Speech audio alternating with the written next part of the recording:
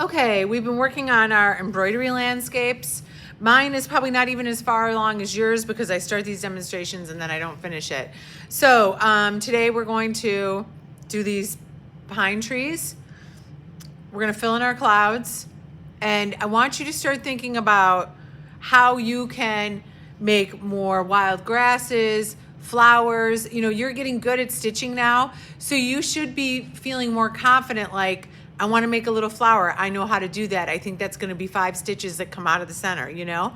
And I am including more interesting colors in the scraps. So after you have finished the trees and filling in the clouds, then, you know, you can start using your artistic license and making this a little more interesting.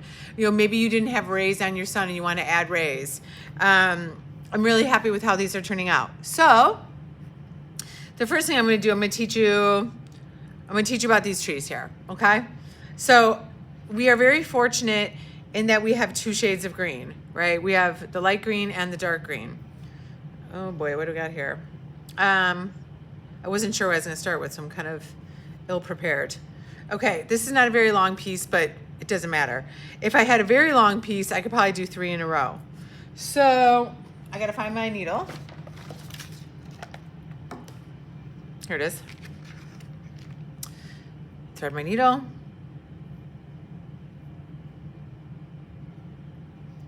Tie knot.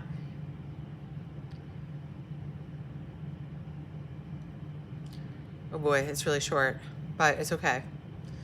And then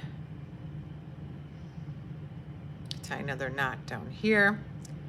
I just basically made a series of, like, you know, the line down the center and then some pointers. All right, so the first thing I'm going to do is I'm going to start over here. So try not to pull so hard, right?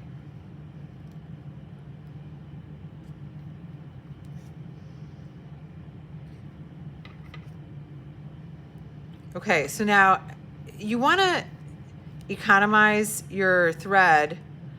So I'm going to go kind of like outside, inside. I'm loosen this up. That's the trouble with that. Look, I just undid the stitch. I didn't mean to. 1.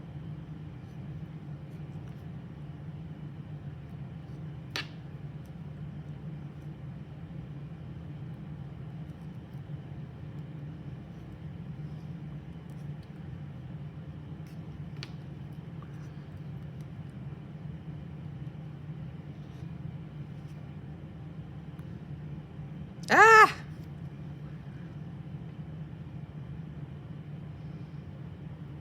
Now, I'm doing it wrong. You do it right.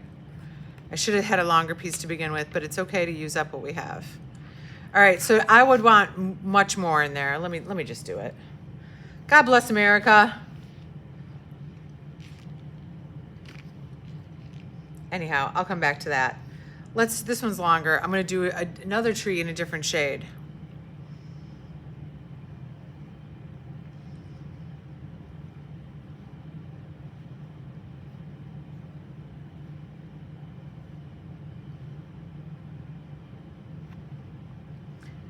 Someday when you grow up and teach an art class, I want you to not have a tripod that jiggles. Okay. Again, start from the outside.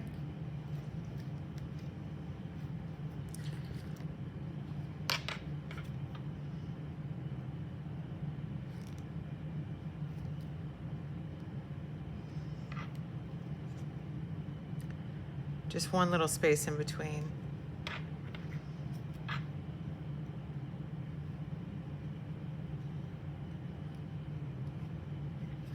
So it's kind of like a chevron.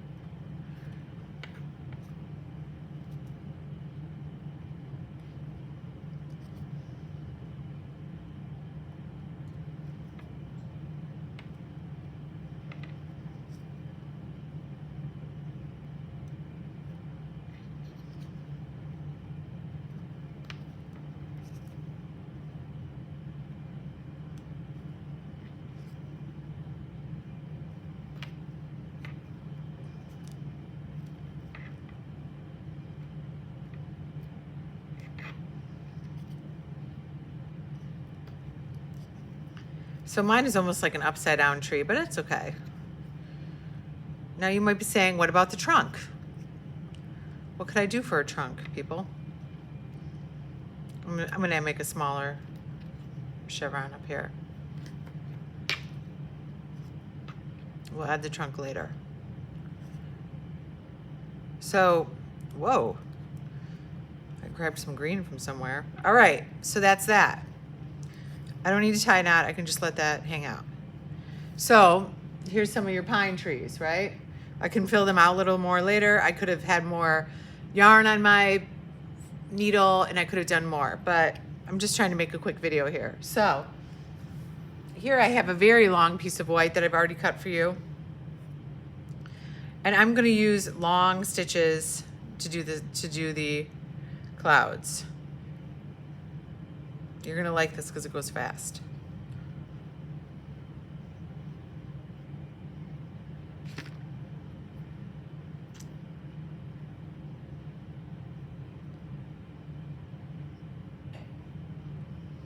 Okay.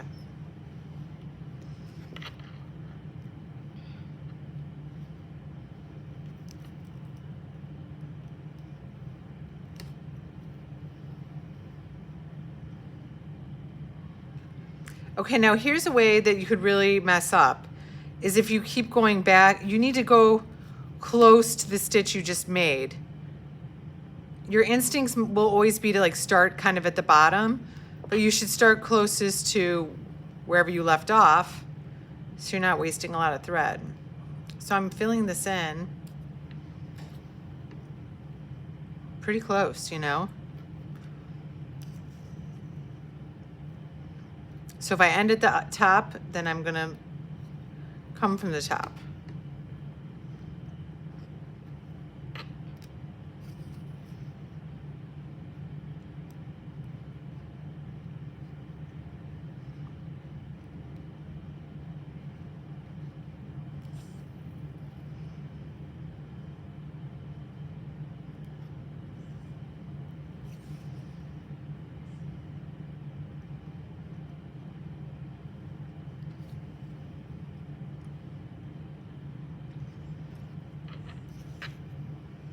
And once I get to the end of this, then if I'm already over here, I'll just go on the back side, jump over to over here. So trees, clouds, do it.